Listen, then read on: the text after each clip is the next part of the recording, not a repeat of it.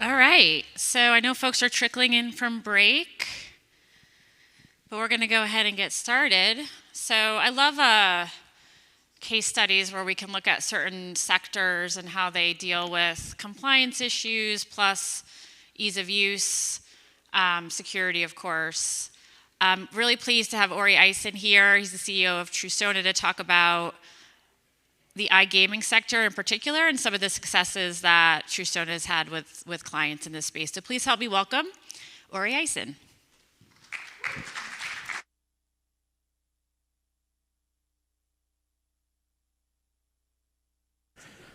All right, we'll do a quick sound check.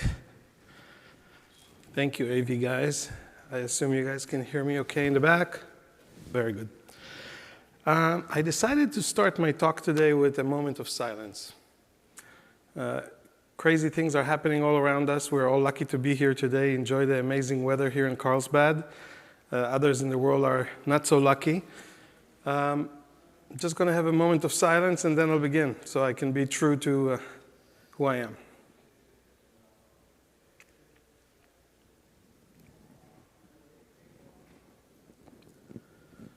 You can start the timer. Thank you for coming. I'm going to show you today why iGaming companies are choosing Passkeys. And of course, if these stats look good to you and you think your business will benefit from them, you should take some of the notes or get the deck from us later and show it to your teams because the benefits would probably be the same. I want to explain what iGaming is because many people think it's just gambling, but iGaming could be also betting events on any kind of an event that happens. So if you think about a soccer game, somebody could bet, will the person make this goal or not? Or, as you know probably from American sports, you can bet on a spread. Some of the things you're about to see are time-based, which means the event that I'm about to bet on is about to happen in the next 20 seconds. And if the login page that I'm about to go through to make the bet takes 30 seconds to go through, I don't think that will work so well, right? In this ecosystem, there are three different parts. There are the operators. So think about if you watch TV, BetMGM and Caesars, they're the people who actually own the betting house. You then have the platform providers. Believe it or not, those companies are writing other people's platforms. Think about like hosting and calculations and actually developing the games that they'll plaster their name on top later on. And you have the regulators. The US is kind of the new kid on the block in this world, but in the UK, for example, you had betting offline and online for years and years and years. And the regulation clearly makes sure that the betting houses are not just stealing people's money, that's one thing they do, and they're also in charge of security. So if you think about the United States, and you're operating here an iGaming house, you need, one second, you need to be able to protect your accounts with security that is probably better than just username and password. In our journey to find the product market fit at Trusona, the good news is when you look at where are passwords that need to be replaced, the answer is everywhere. Which sounds good, right? But the bad news is that they're everywhere. And you can't focus on everywhere because that means you're focusing nowhere. We've found that the iGaming industry is really, really ripe for change because of the following reasons. One, they need frictionless security, as I said before. If the login time or the password reset takes more time than the event you're about to bet on, you don't have a business. It is regulated, so it's not an option for them to have 2FA or not. They actually need it. And the faster you can get the person to bet, not only it will not abandon because it just took too long and the event died, people's mind won't change. Let that sink in. Every second that goes by, if somebody didn't click bet, the phone could ring. They could need to go to the bathroom. Somebody just distracted. They could just not do the transaction even if they did get through. It's an impulse buy, if there ever was one. Now, there's a direct link between the quality of the user experience or the customer experience and the business, and we're about to show you that. So literally, you could have a chart that shows the worse the UX of getting in, the lower the revenue of the company. The next thing is, in this industry, you have high growth. So again, if you take the US 10 years ago, if I'll tell you BetMGM, you kind of look at me funny. They didn't exist. And now they're taking the airwaves every night of commercials, especially during sports game, all the time. So they need to make sure that their growth engines are not hindered. And the last, like other industries I will not talk about today, wink, wink, they are the early adopters of all kinds of mechanisms that help the user journey and security be easier. Because again, as this image shows, some of the acts, some of the things we're protecting are only relevant for the next 20 or 30 seconds. So if you can just get in there quickly, you're going to lose the whole point of putting the bet out there. So what are the pain points? We have looked at this specific iGaming company, which you're about to see the results, and realized that they did have a poor sign-up experience. Meaning to get in, just to become a customer, took too many screens, too many steps, and there was a drop-off. And if you thought the problems end there, no. Now when you're trying to sign in, there were more problems. So it's a combination, it's almost like a double-edged sword of bad sign-up and bad sign-ins that we would say is too slow, too cumbersome, and not easy to do business with. Some of these accounts, whether they're VIP accounts or because of regulations, bless you, needed protection. Now, the betting house does not want to mandate to you as a consumer what to use. So they're giving options. You can use an Authenticator app. You can use SMS OTP. However, the difference is SMS OTP has a cost. And let's talk about this cost. It's a misconception to think that SMS OTP is the same around the world, because it's not. In the US, the average, you need me to stop? I'll stop. It's fine. Here, I'll stay here. In the US, an SMS could be 1 penny. So you can do a lot of transactions, and it might not even show in your P&L. Or it would be a rounding error. In Asia-Pac, it could be 10 cents. So think about a mechanism of your customers trying to log in. You're forcing them, or they chose to use SMS OTP, and now the password is guessed wrong again, and again, and again. And for every one of these mistakes, not only you're losing the business, not only you're upsetting the customer, not only they might open a customer support ticket or, God forbid, call you and spend your call center time, you're paying for these SMSs. I hope it just makes total sense to you why you want to get away from that. Last is the fraud. If you're a VIP at a betting house, yes, they're going to argue with you a little bit if you say my account was drained, where's all my money? Because it's all digital and we don't know who's who in the zoo. But if you're a VIP, they also need to realize they're losing you for life, or the LTV, the lifetime value. So if you want to have accounts that are protected by security, that is easy to use, have good UX, it is in your own best interest to pick something that would also protect the accounts from fraud. Okay. So we're speaking to this company. Their name is Gaming Tech. This is all public. You can go read the report that we have on our website. This is the highlights. And we asked them, well, tell us about the problem. What are you trying to solve? I know Passkeys is a whiz-bang term. Everybody wants it, and we're all moving in that direction. But let's pause for a second and ask a simple question. Why? What are the benefits you're seeking? What are the outcomes you're seeking as a business? Because then we can measure them at the end and show you that you've implemented something, but it also moved the needle where it was important to you. So the regulator said we need you to force the use of MFA. MFA led to poor signings, unfortunately. 56% of people were successful on the first try. Let's think about it. What other process in a business has 56% success rate and people are, yeah, that's okay, we can live with that? Not a lot. The reason we have lived as an industry with that is because there was no alternative. The cool bit is that you are at the conference that is trying to bend the universe and change. This is it. Look around you. These are the people who will change history to move towards passwordless. There is no other conference right now doing this. This is it. So taking these points and showing leadership what you could do to the business could help you get there faster. And it's not going to happen if you just say, I want us to go to Passkeys and stop there. Because that just does not connote what are the benefits and the outcomes that the business would get. The cost we're talking about, that was another challenge. And the fraud exposure, or ATO, also known as account takeover.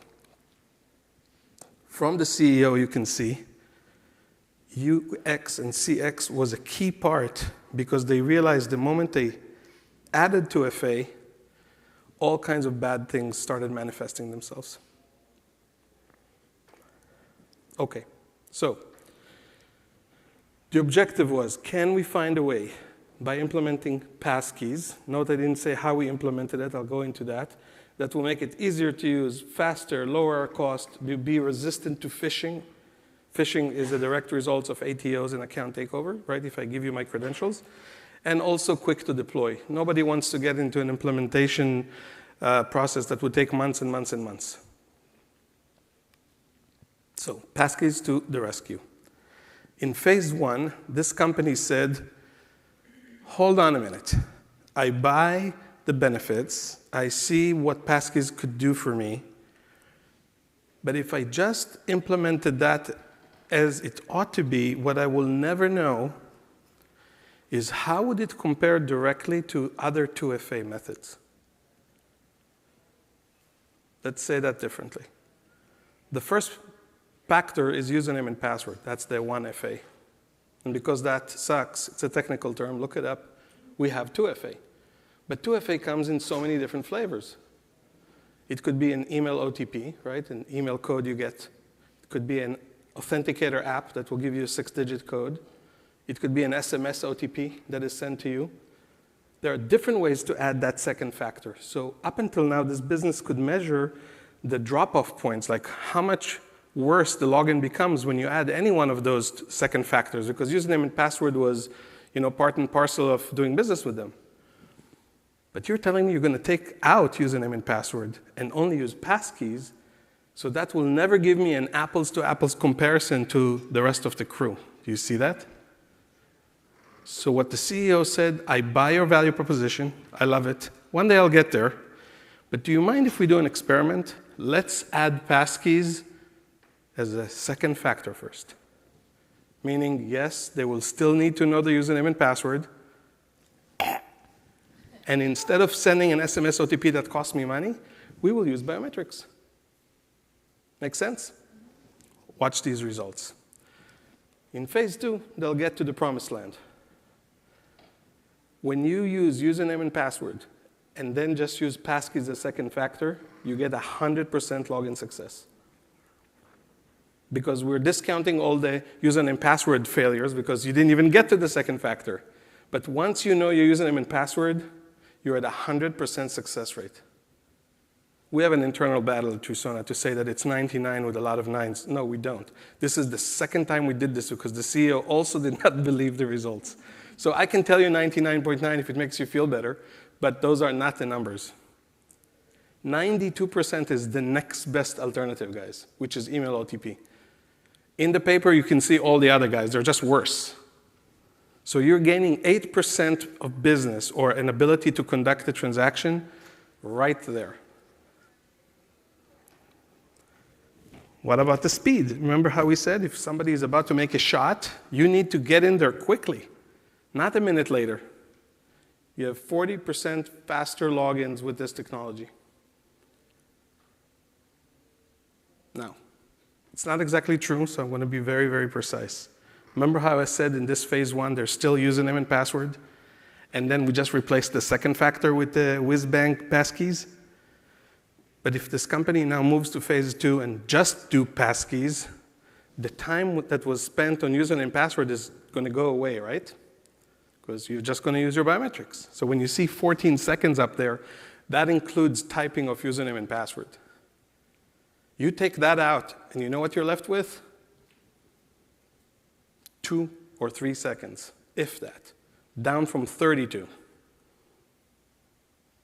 This is an improvement that your leaders have to hear about, because otherwise they cannot make the context of why do I need to do this? What's the benefit? What are the outcomes I'm going to get? This. And last, remember how I said they wanted to see how it will pair, or fare compared to the other 2FA? This is the most selected choice when people see what it is. Okay. The CEO was not happy still.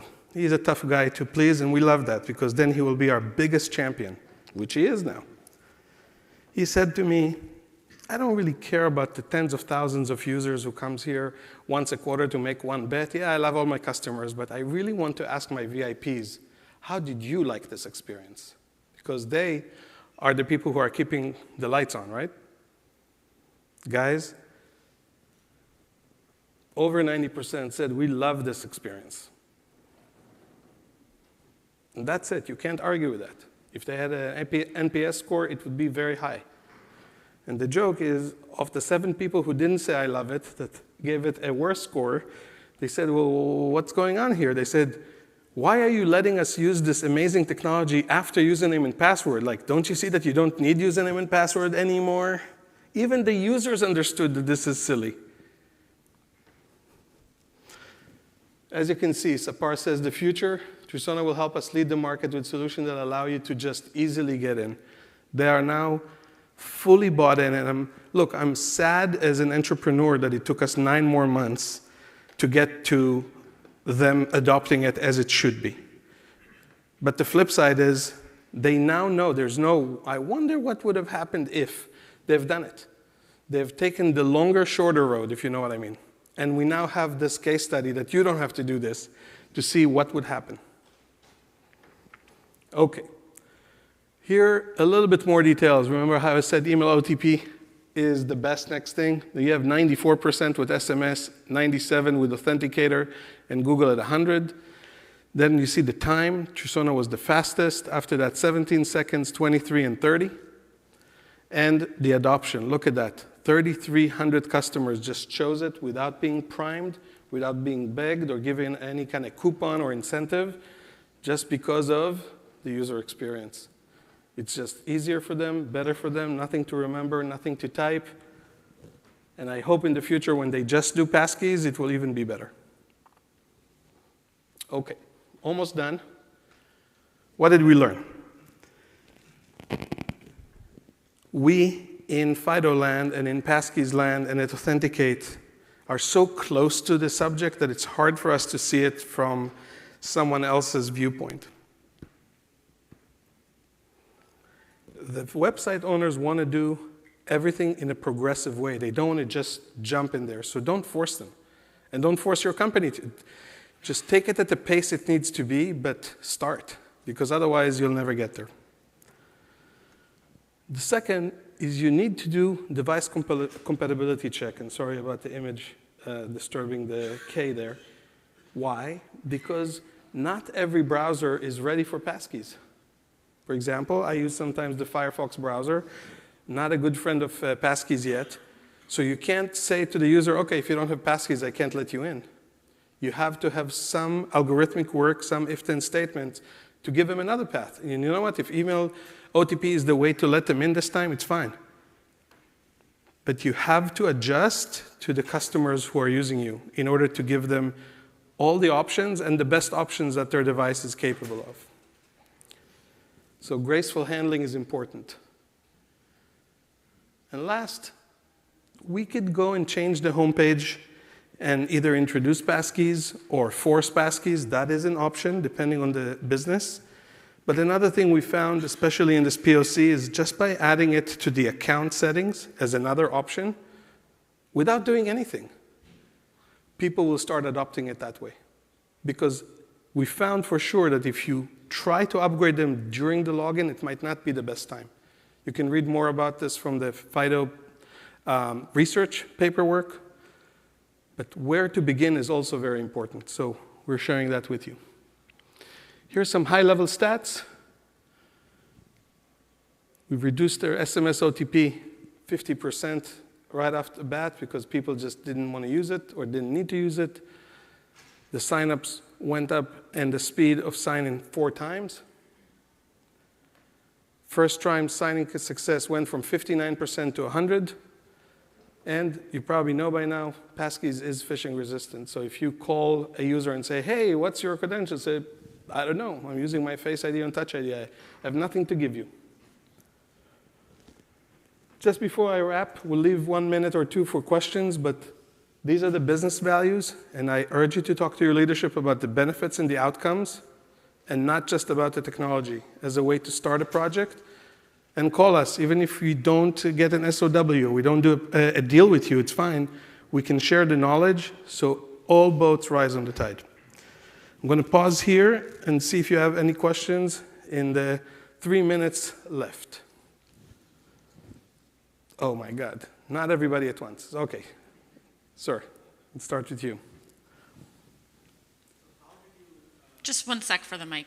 Thank you. So how did you tie in, revenue and lifetime value with sign up and sign in, to convince your management? Great question. If you take the cohort of people who participated and you take a similar number of users who did not, you can now see in those 2 groups how many people had tried it, how many people did not transact in the same period, how many people began and stopped or began and continued. And the beauty is that this vendor or this platform wanted to do all the research themselves. And again, we are a good vendor, we would love to help you, but some people want to make sure that the information is what it is. These are their numbers they gave us. And we would be happy, by the way, to have you speak with them directly, just so you can see there's nothing to hide here. These are nothing to hide. These are real-world results. This is not a theory anymore. Go ahead. Hey, Ori. Tim Brown from Prove. Good to see you again, bud. What do you say to company executive that, well, A, they have an app, and B, they're already using Face ID as a proxy for username and password? My assumption is that you focus on the phishing resistance, but is there any other advice you would give? Great. I love the question. Let's just take it slow. You can only use Face ID, Touch ID on a mobile app today. Before you could use it on a browser. Number 2, most banks and other people who are using that, because other apps just open up, they don't need that. If you really inspect with Wireshark or Ethereal what's on the wire, your username and password are on the wire. So I don't think that's a pretty good solution. Everybody knows here, and I'll repeat it, Passkeys is a public-private key based, so even if somebody listens with a trafficking tool or ISS or anything like that, they will not get anything, so that's the second. The third is, I think, moving to a standard that you can use both on your PC and phone is the way to go. Because otherwise, what you're telling me, I will only give you that good door on your phone, but not on your desktop. And I don't think that that's the future. Great question. All right, last one. Question from the app. Well, there's a few, but I'm just going to pick one. Okay. Well, quick question, because we were just talking about PC versus app. Is there, what is their user base in terms of leveraging breakdown? the app versus browser? Yeah, PC? Great question. In this specific platform, it is probably, and we can give you the exact numbers, but 80+% mobile, and the rest are desktop. It's not 100% mobile, but yes, that's it is still significant though in yes. terms of browser PC. If it's 20%, that's pretty significant.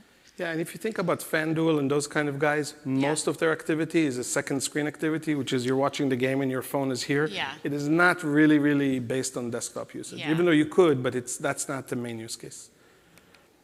Well, thank you, Ori. The other question, this just might be something that I missed. So are they prompting at any other point other than in the account settings? Great question. So I'm going to go back. I skipped that slide. In phase 1, it was we want you to implement this after username and password so we can do the apples to apples comparison. I'm going back to the slide. And in phase 2, we will go full passkeys. Also in the pilot, they said this one, we will only add it to the profile. In the next phase, they will add it there and with our help, because you can't shove it down people's throat, and the right priming, how to introduce it. There are 4 different touch points that you can put passkeys into. But the easy breezy, safe, do not disturb the business, cause havoc is account setting, because people may or may not go there, and then you can do that and an email to say, hey, do you know that you can now sign? Like, you can just start from the bottom up, as opposed to a heavy hand, we're going to force you to go there. Great. Account is reset in line is with the our other UX touch point. guidelines, by the way, which Kevin Goldman from Trusona helped spearhead. So that's what we found in our research as well. Account settings is a great. Yeah. And account reset is the next best, because you don't know your password, so you might as well set a passkey and never use a password. Yeah, this talk is over, so you're kind of late to it. Please help me to thank Ori for a great All talk. right, thank you so much for your time. So we're just going to we've got a little time for transition to the next session. We'll like 3 minutes, we'll get started.